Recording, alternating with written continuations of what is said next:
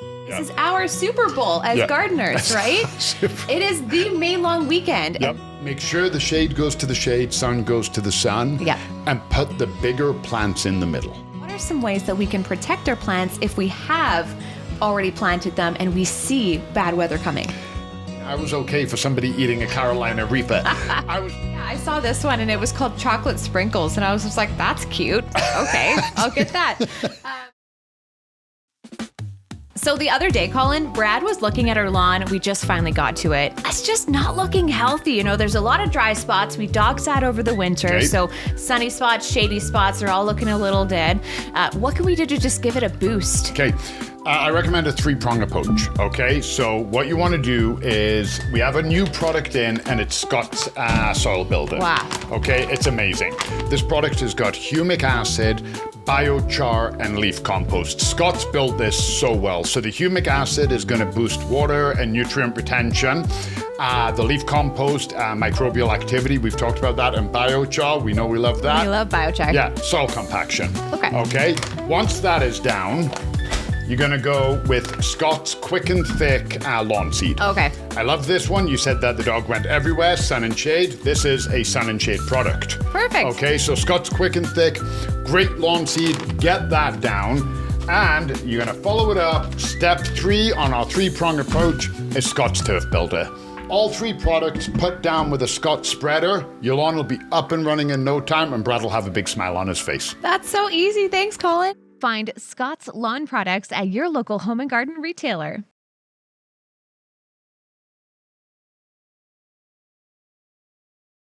Welcome back to the Helpful Gardeners podcast. It is my favorite time of the year, Colin. What are you doing? I'm looking for my coffee. Oh.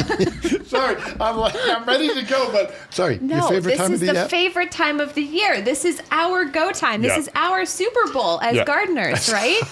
It is the May long weekend, Yep. and this is across many regions across the country. This is like the time, the typical time Yeah. to plant. The safe zone. Yes, the safe zone. Yeah. If you're a gambler, you maybe planted last weekend Yep. or the weekend before. I know we had beautiful weather. And this is an early long weekend. Yeah. Oh, that's right. Yeah. Normally they're on like the 24th. Everybody used to call it the May 2-4 weekend. Oh, yeah, I heard yeah. that referred to a lot.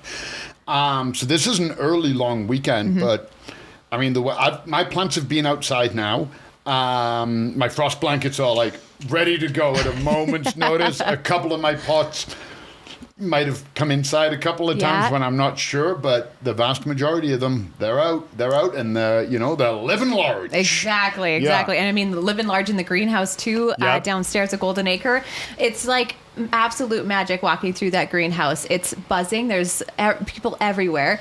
Annuals, perennials, trees, shrubs, Yep. everything is in stock. And I love walking through the annuals department specifically. And that's something that we have on the table this morning or this today. All of the flowers that you can get. It's just so inspiring, isn't it? It's just invigorating. It's Yeah. just such a great way to start. All the different colors, everything looks good. And I understand why it can be a little overwhelming Sure. because it's a sea of color. It is. But nobody's rushing you. Mm-hmm. Take your time. I love what you do. Shout out here to you. And I love when you mention that it's going to be hot in the greenhouse and you advise what people should wear Yeah. and take breaks and bring water. Yeah. And don't leave your dog in the car. Bring your doggo in. It's one of my favorite things that we do here. Yeah. So don't rush yourself. Yeah. Take your time because when we were downstairs gathering up these plants, it was so much fun seeing people. And I love it because I don't know if you've ever noticed this and you see somebody and I'm just going to grab this begonia as an example. Yeah. And they pick it up and they're like, oh, and I mean, that's a beautiful begonia. And they pick it up and they put it on their cart and they turn around and they see the New Guinea impatient and they either now have 2 on their cart or the begonia goes back and it's like the shell game and and then you see people walking to that cart and their significant other is pushing the cart and they've got like a couple of plants in their hand and they're super. Like, this is our version of being in a candy store, right? Yeah. Like the adult candy store. It's fantastic. And it's the same vibe. Everybody's excited and happy. Oh my gosh. Let's go over some of the cool things that we have on the table today. Obviously, every day that you come into our greenhouse, at least, you're going to get something a little different. We have shipments coming in every single day. And that's sort of what I love about working here is that, you're here every day and then you can kind of see how the greenhouse transforms and all the cool things that come in. Like one day you're going to find those really cool galaxy petunias and the next day they'll be gone. So you're really kind of coming into sort of like a grab bag of all sorts of different plants. And you were talking about it being a little bit overwhelming. Totally agree. Sometimes you don't know what's going to be a full sunflower or a shade flower. Some of the things that we have on the table today, for example, the dahlia. Oh. You have a few different varieties here. Can we bring them out a little bit? So we have, here's what we're going to do here. Oh, don't you be looking. What are their names, Brandy? Okay. You'll see that one. So I'm going to turn that around to the camera so people can see the flower better. Okay. Okay, so we got this one that has like a white and it's got some pink and it's sort of... This one looks like hypnotism. Okay. The pinky white one kind of reminds me of fireworks. And the orange and yellow one reminds me of like a Mexico sunset. Ooh, great. Okay, you should be in charge of naming stuff. This is Star Sister Crimson Picotee. Okay, I like that. This is New York. Oh. And What? this one is... So it's funny when you said this was hypnotizing. Yeah. This one is hypnotizing. Ah, dang it. This one is called... And the second part of the name, you're gonna see why they named it immediately. Yeah. It is Hypnotica Candy Corn. Oh, I see it. Yeah. It's like kind of got some yellows, whites, reds. Yep. Yeah, that makes sense. That's so cool. I would love to be in the charge of naming plants. That's really cool. But dahlias are kind of when you're talking about planters and you're talking about constructing a planter, you've got the thriller, the filler, and the spiller. And the dahlia is sort of the showstopper flower that you can put in the middle or as the tallest plant. I instantly gravitated towards it. Yeah. I always do. I love dahlias. I love the color. I love the shape there. And they're pretty diverse, I want to show something here. So this is important, I think. Talking about getting overwhelmed. Let me just clean this off in my cleaning area. So we've talked about this with other plants, but what I want people to do is when you come in and you're a little overwhelmed, look for the tag. Yeah. Look for the cheat code. Okay, so right here you see the dahlia, and most people look at that and they go, oh, that... If I told you that needed full sun and nothing but full sun, you'd be like, yeah, that makes sense. Yeah. Right? No, full sun and part shade. Oh. Look at the picture. Oh my gosh, yeah. Yep. Now, it's not going to take dense shade. It won't die in dense shade, but you won't... I always put my dahlias pretty much full sun. They do amazing. They do... They're thirsty plants. They like to drink. But I always put mine. But you can put them in light shade. Heavy shade, where you'd put your begonias, I wouldn't do it. I don't imagine it would die, but I don't think it would produce many in the way of blooms. But they're more diverse than you think. Yeah. Actually, let's talk about the New Guinea impatiens and the begonias because, here, these are more like full sun thrillers, but they have these show-stopping flowers, and yet the New Guinea impatiens and the begonias also have show-stopping flowers. Yep. And they are well suited for shade. Yep. So let me just... I feel like I'm going to knock everything over. And I mean, we already talked about that. Look at that yellow. Yeah, that's incredible. Yeah, like that. And the thing I love about that is, so we're bright and we've got all kinds of light above us and light walls and light is reflecting off it. But that green leaf and that yellow flower, you need to pop up a shade area. That's going to do it for you. Yeah. And again, I'll put the tags back in. But it says right here, double and semi-double flowers, compact, how to grow, plant in part sun or shade. Okay. Yeah. So not full. I told you a few years ago when I forgot that the tree had been removed and I put my begonias in my shade area, that's except right. my shade area was now full sun. Yeah. They did not like it, not one bit. So it is important to follow that. Yeah, absolutely. There's a lot of things I can help people with in gardening. I cannot change sunshade. No. Yeah, but these, once they're in there, oh my God, they're just so magnificent. Yeah. What else do we have on the table? We have one of my favorites, which is Calibrachoa. It kind of reminds me of a petunia. Yeah. And this one... And it's fun to say. Yeah, Calibrachoa. This one comes in a lot of different colors. It's like I've seen purples and whites and pinks and yellows and just all sorts. And Candy stripes. Yeah, exactly. And these are really cool for a filler or a spiller. Yep. They kind of like lower to the soil and they kind of trail out a little bit. You see them a lot of the time in hanging baskets. Yep. We currently have one that has a hanging basket Calibrachoa in it. So these two flowers here, I'm going to say this, right? The begonia and the New Guinea. Yeah. Let's address the elephant in the room. So let's just say, right, we're in the May long weekend, and let's just say you've had the time, you've had the effort, and your garden is prepped. You've amended your soil, you've done your lawn, you've raked, you've put your seed down, and now it's just planting time, okay? We're still in May, we're in Calgary. Other places, you're going to be safe, but we're in Calgary. These two flowers will absolutely crumble under any frost. Oh, okay. Yeah, your begonias and your New Guinea impatiens. The moment if you're looking and the overnight low is 4-3 and you're like, well, there's no frost warning. I've been known to put a blanket on mine. I've been known because if the weather get it a little bit wrong and there's a light frost, they do not like it at all. And it might not kill them a light frost, but why are you putting them out there to get hurt right off the gate? Like right out of the gate, they're already stunted, damaged, or dying. Yeah. No bueno. Yeah. Okay, we want them to do amazing. But like some of your plants, like say a geranium, might be able to withstand it a little bit better than these. Your geraniums, your marigolds, some of the pansies. Yeah. Yeah, absolutely. Petunias, I think petunias like down at like 3 degrees, they're still doing fine. Yeah. Right? But some of them, so please be aware of that because the whole point is we're getting ready for the season. You don't want to start on a down note. Exactly. Yeah. Exactly. What was the other pink one that you brought up here? What is that? That's one of my all-time favorites. That's a verbena. Oh, cool. Okay, yeah. And they come in that color, the pink and the white. I don't know if it can be seen properly on camera. I'm going to bring there you go. straight out. So one of the things I love about verbena, I love the flower, I love the clusters. They come in. My favorite one is the deep purple. Ooh, yeah. But I've seen them in reds, crimsons, pinks, white. But I love the leaf. Okay, I know we normally grow annuals, and I do too. The first thing I mentioned was the flower. That's what caught my eye. But I love the leaf of the verbena. It's such a deep green, and I love the edges and the veins, and it's so textured. You know, that's something, I'm so glad you brought that up, is there's not enough appreciation for foliage. No. And I know, I wish we'd brought one up, but the coleus plant is like there's so many vibrant colors and textures for coleus that you can get.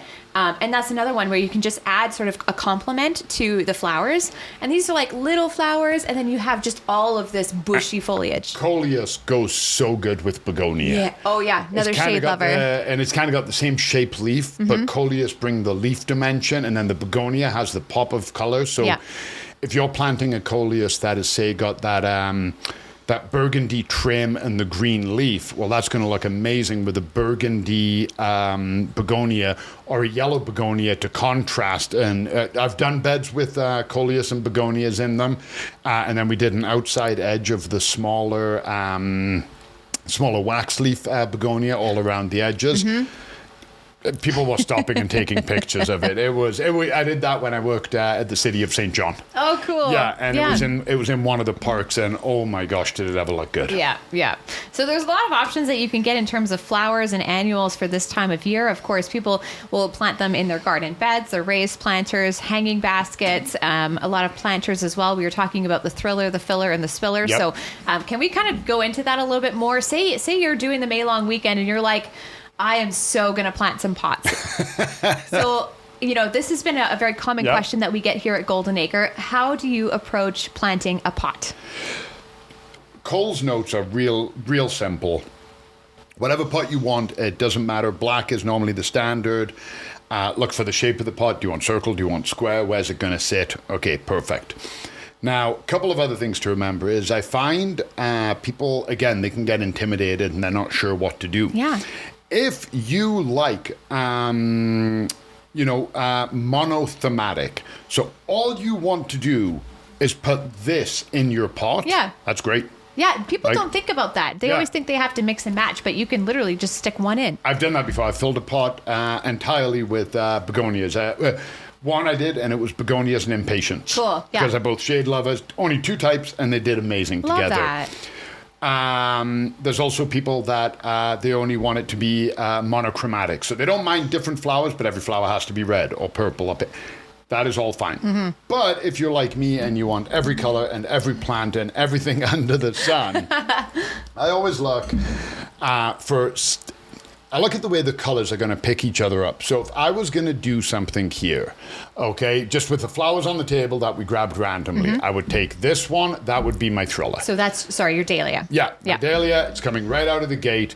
That is going to be my thriller right in the middle. Bam. Now, my filler is, I love the names, Aloha Kona Blue Sky. And the Calibracoa. But it's Aloha Kona Blue Sky. Like, what a great name. It's not blue. It's like that sun. What's that song? Da, da, da, Aluna Kahona. No, the one, Blue Sky. Mr. Blue Sky. Mr. Blue Sky. Except it's purple. It's purple. There you go. We let things like that go real easy around here. So I would put that in, and I'm going to lift the pot up to the soil level. Mm-hmm. So that would be my filler. That's cute. Okay, and verbena trails. That's why you often see it in hanging baskets. This one standing up, but verbena is often a trailer. And that would go in as my spiller. Nice, okay. So that would be the color scheme I would go. And then I've got pinks and I've got different shades of purples. Leaves, not doing too much with the foliage in this one, but that would be something I would go with here. Nice. Yeah, okay, so I like I'm that. looking there for the colors to pick each other up. Another color combination that I think goes great together, yellow and purple. Yellow and purple, yep. Yeah, always goes good. But have fun. Yeah. Have fun. Most important thing I will say is that you do you, man, okay? But at the same time, make sure the shade goes to the shade, sun goes to the sun, and put the bigger plants in the middle. Yeah. Don't put if you want to do all dahlias, fill a pot with dahlias, doesn't matter. But if I'm like, no, I want these on the edge and I'm going to put this in the middle, it's going to die. Yeah. Because these are going to get too big, they're going to steal the water, they're going to steal the sunlight, and that's going to die in the middle. So you want your big ones, just like you would your perennials, your trees, your shrubs, the big in the back or in the middle, going down to the spillers. Oh, and that's tip. it. Yeah, very good tip. Okay. So this is all good and everything for flowers, and there's a lot more flowers than this. Oh, yeah. So, I kind of understand why people spend a long time in the greenhouse, because you're kind of picking up tags, you're figuring out what you want to do, that kind of thing. But let's talk about veggies, because this is also the time of year when you can be picking up some of your more established plants. A lot of folks are probably going to start seeding and direct seeding outside, and you can do that with a lot of different veggies. But I typically like to get more established plants for things like tomatoes, and we have this gorgeous one at the end of the table. Guess why I picked it? If I'm gonna guess, I would hope that you picked it because of its structure, its stability, how solid the crown is. It looks like it's got a solid root structure. What? Are we at a dog show? What are you saying right now? I'm betting No. you picked it on the name. Yes, I did. And sometimes that's how it goes. One time I saw a begonia. Was it a begonia? And it was called Bada Bing, and the other one was called Bada Boom. What was that? Those are, yes, I know the ones you want. I think they might be pansies. Pansies. Oh, yeah, shoot. Pansies or petunias or something. Something like that. But yeah, I saw this one, and it was called Chocolate Sprinkles, and I was just like, that's cute. Okay, I'll get that. So the main thing I think to think about when you're doing veggies is again, exposure. Because high production plants like tomatoes are going to need as much sun as possible. I actually planted my tomato last weekend, and I planted it in a black pot, and I put it in a high sun area, and I also companion planted it with marigolds to keep the squirrels away. Nailing this. Yeah, you got this thing down. Or two. Yeah. But yeah, so I love this. The only thing I didn't do. Quick. Okay, sorry. Go ahead. No, I didn't do a tomato cage. That's okay. That's okay. It's not, as long as it's still small, you can get one on. Yeah. Okay. Question for you though. Yeah. Did you plant it at level or did you plant it deep? No, I planted it at Okay. level. I did take off the little dicotyledon. Yeah. Little ones at the bottom, yeah. the little lower leaves, but I did plant it. I was too scared. I know with tomato plants there is that little trick. Yeah. And what is that trick again? So, two things you can do. Well, very easy. So, if you wanted on this, you could pull every single leaf off except for this. Except for and the you top? could plant it that deep. Oh my gosh, So seriously? that's sitting on the ground. You're gonna stunt it. Okay. Okay, it will live, but you are going to stunt it because now all the little hairs, all the trichomes, have got to start putting out roots. Yeah. Okay, but when that decides it's ready to grow, you're gonna have one heck of a strong, because you've just basically more than doubled the root system. Oh, right, because of all the little hairs. Exactly. So the root system has now gone from this to that much bigger, so it can uptake more nutrients, more water. So it is raring to go, but you stunt it. So now you're going to be getting tomatoes later in the season. So a good idea is if you buy 2 tomatoes, stunt one, plant the other at height. Oh, so like for staggered growth. Exactly. Yeah. So then while that one is stunted and it's sitting there and it's like, okay, I'm developing roots, this one's already putting out flowers. And that is something to keep in mind too, I Yep. guess, is like the staggered growth. Because you had an incident, what was it, a couple years ago, or maybe last year? Not last year, a couple years Yep. ago maybe, when you had just so many tomatoes at the end of the season. Did you wish you'd stagger grown a little bit? Yes, but no. At the end, yes. I say no because I was trying a new way of fertilizing. Oh, okay. And I wanted to see how well it would work. And I wanted to get my point across because I'd had the debate with some people that it would work and people didn't believe me. So I wanted to try it. And it worked way too well. But I wanted to kind of go over the top to be like, ha, ha, ha, it works. Yeah. I didn't want to pull 150 plus pounds of tomatoes off of 8 plants. Yes. It just would not stop. Yeah. And absolutely there was waste. At the end, Jenny was like, there's a frost. Should we cover the tomato plants? And I was like, absolutely not. Really? Really, not. Couldn't harvest another one. I'm not. I'll find the picture and I'll send it. And if you want, you can post it. But our dining room table, it's, I don't know, 2.5 times the size of this table. You can't see the table for tomatoes. Yeah. And that was one. That Yeah. was one harvest. Yeah. It was, we were giving them away, making sauces. It was, and Jenny's like, but there's still tomatoes on the plant. And I was like, absolutely, honey, but we don't need. Yeah, too many. Yeah. So knowing what I know now, Yeah. yes, I wish I'd staggered, Yeah. but holy moly, did it prove my point. You know what? Let's talk about that a little bit, because if you have, say, a garden bed and you're planting tomatoes and all of the things, going back to sun exposure, you also have to keep that in mind, as if your tomato plant starts towering above other plants that are beside it. So say you had like, I mean, you could have like, say, I don't even know, what's like a sunny plant? Tomatoes, peppers, eggplants, cucumbers, zucchini. Okay, so like if you had like cucumber, for example, and it was a little bit lower, maybe it won't get as much sun because of this towering tomato Yep. plant. So again, great point. You have to consider heights. And if you're doing 3 different types of tomato, you can buy one that's this big right now. Yeah. Okay, but it's a determinate. So it's a bush tomato, so it's only going to get 3, 4, 5 foot tall, whatever it maxes out at. Yeah.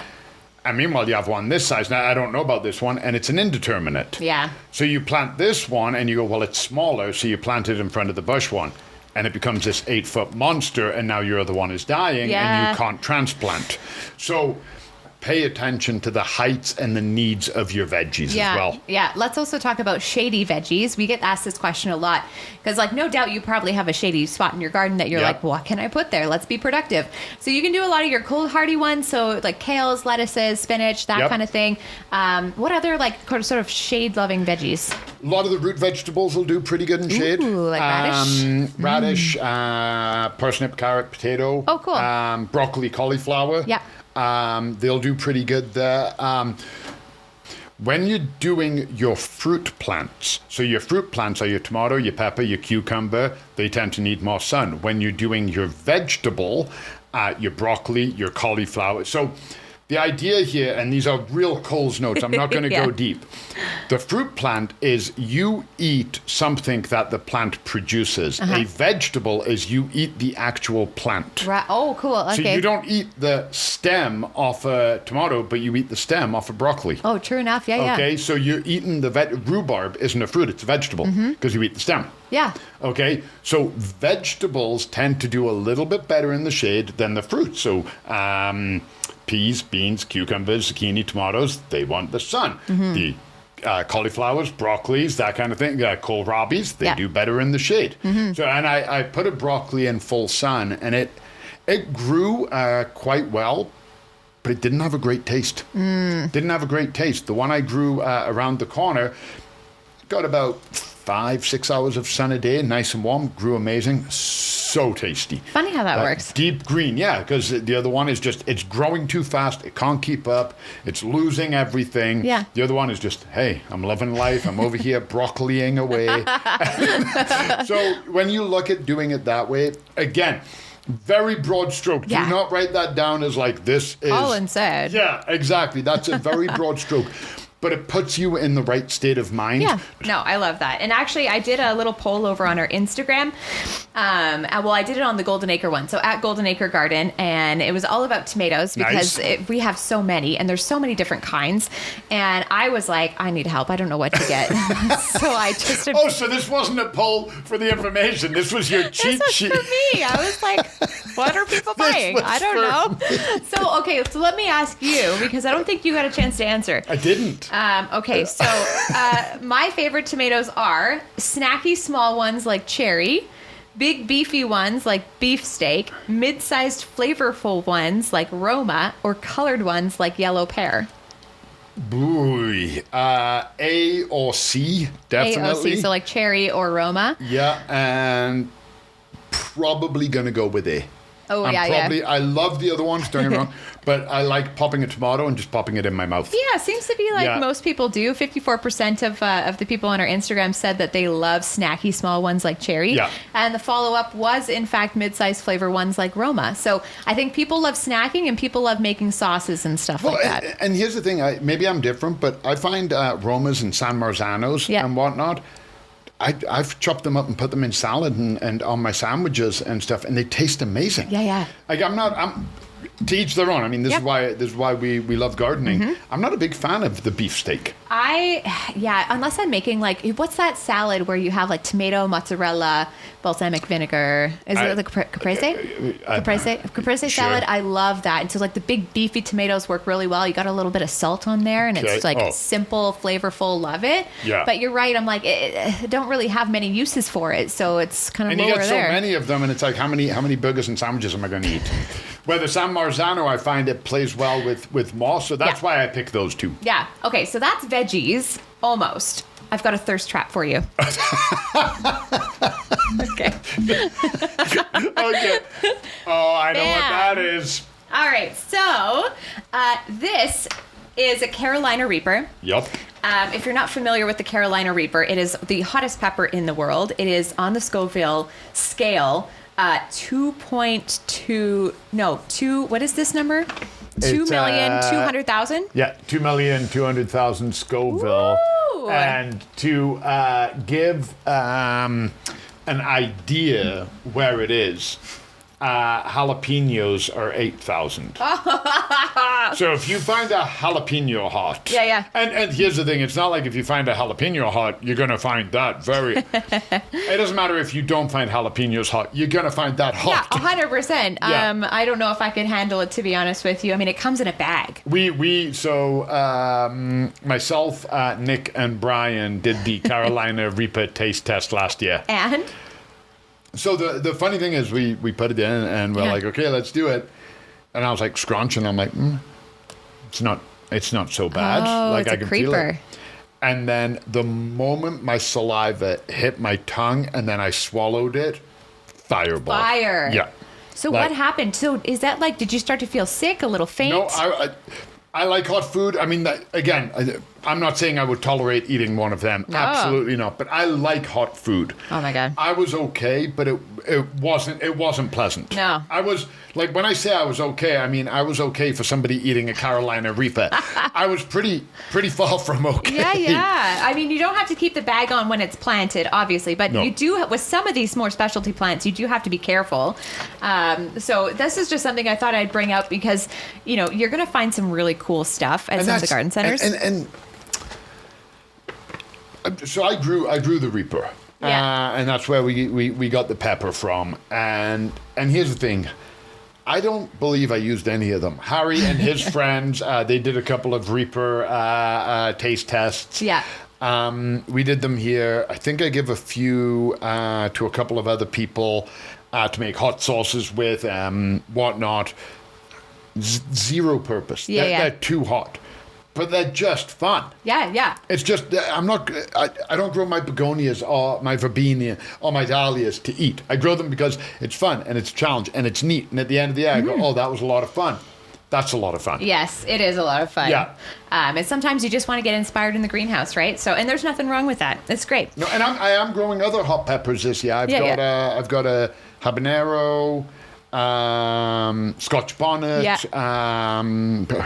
Thai pepper, I think. I don't remember. Yeah. Those I will eat. I'll chop them up and put them in salsas and sauces and whatnot. The Reaper, It's for fun. It's weaponized, basically.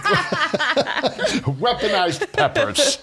So I do want to talk about sort of as an overarching theme around all of these plants. And the reason why we're talking about this today is because this is typically when we can start planting things outside, because typically the risk of frost is gone. However, we always want to be preventative instead of reactive. And we always want to be watching the weather, right? I mean, we have had in Calgary times when it has snowed on the May long weekend, right? Oh, yeah. So these are things that you need to keep in mind. And what are some ways that we can protect our plants if we have already planted them and we see bad weather coming? Nothing is going to beat a physical barrier. Okay, your frost blankets, we talk about them, and sometimes I feel like it's one of those things I talk about so much, but they work. They absolutely work, and especially your plants are monsters. They're 8 foot tall. Your zucchini is 16 square feet all over your garden. It can be hard to get a frost blanket on them. Sure. But at this stage of the game, it's not that hard. Especially, you plant this in your yard and it's already got its tomato cage. Well, all you got to do is cover that with a frost blanket. Frost comes down. So it's not coming from the side. It's not coming from the ground up. So you have something over that. The frost won't hit it. You'll be fine. It's probably going to be okay in the cold.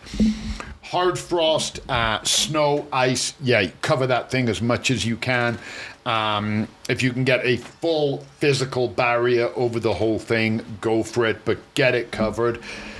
Make sure it's in a healthy soil. That's going to help with moisture retention. It's going to help with drainage. And really that's cross your fingers. I love gardening for that fact. If they're in pots, bring them indoors. I get them in the garage. Yeah, that's such a life hack, hey, is doing pots as much as you can. I know in some cases you can't really do pots, like with some of your bigger vegetables. It's a little bit more difficult, but being able to move things is really handy. I remember years ago, I still to this day don't know how she did it. So we had 3 huge pots, must have been 25 gallon pots. Wow. They were planted. All 3 of them had a tomato in them and 3 cucumbers in them. Oh my gosh. Harry was at school, I was at work, and we got a thunderstorm with hail. And Jenny heard it coming, ran outside and lifted all 3 of them up the stairs and got them inside, because we had 5 steps in front of the house. And I was like, I had to move them back out. And I was like, these are heavy. Like, I'm straining. And I was like, how did you do it? And Jenny's like, I couldn't find the frost blanket. And I panicked. And it was like those moms that lift the car. I was just going to say that. I was like, that's that mom strength coming out. Just do or die. Yeah, I've got to save them. Yeah, exactly. So anyway, I made sure from that point on, I don't want to throw your back out. I want to. So the frost blankets were always at the front door. Yes. And a good life hack. Yeah. Keep your frost blankets should be where you can grab them. And you know what? Get a group friend chat going where a frost warnings can. So my phone, I'll be working, and I hear bing. I'm like, whatever. But I hear bing, bing, bing. I go to check it no matter what. And often it's like, did you guys see the weather? Somebody sent a screenshot of a frost warning. Somebody sent a pic. And you're like, thank you so much. And not only that, I think you can set notifications with some weather apps as well. So you can download a weather app and then they'll tell you if there is a thunderstorm. Yep. I mean, we're getting a lot of those thunderstorm warnings now in Calgary, at least. Every afternoon seems to be like, oh, is there going to be hail? We had a boomer this week right in the greenhouse. Yeah. So, I mean, it can happen as early as now. So you're not only worried about frost, but you're also worried about thunderstorms and anything else that could come through, right? There's Heavy so wind. much to keep an eye on. There really is. But it's always so worth it. It is worth it, and it's always good to be preventative rather than reactive. It's good to have those tools on hand, and especially heading into the season, with it being kind of like an early start to the season, just more to enjoy, right? Yep. And we're really excited just to kind of get going. I know I've got some pots that have already been planted. So what else have you got? Because I know that this is your first spring in your new home. You did your tomato. Yeah, we've got some, honestly, I've done some mixed pots. Nice. And then I've also done some of those monopots. So I've gotten some pots where it just has one plant on the inside. I'm really excited. One of my favorite annuals is called lantana. Reminds me of Santana. I don't know. It's fun. Yeah, I love lantana. So they always remind me. They kind of look like a verbena. Yeah. They kind of look like a verbena. They do. And they grow ridiculous size in Greece. Yeah. And that's where I fell in love with them. So I've always seen them and I was always like, eh. And then I saw them in Greece and I was like, new favorite. Yeah, so there's a few things where I'm like, I'm kind of waiting for things to come into the greenhouse, and I'm just going to be making constant trips to and from just to kind of, see what inspires me. We all lucky for that, aren't we? We really are. But have you started to do anything, or are you waiting? I've done a little bit. I've done maybe 20%. Oh, okay. I'm waiting. I haven't done anything in my beds. Okay. That'll be in the next week or two. But I've got a couple of herb pots. Yeah. Mint, stevia, a couple of others, and then I've got 3 flower pots. Cool. Okay. Yeah, I've got 2 hangers and just a regular pot.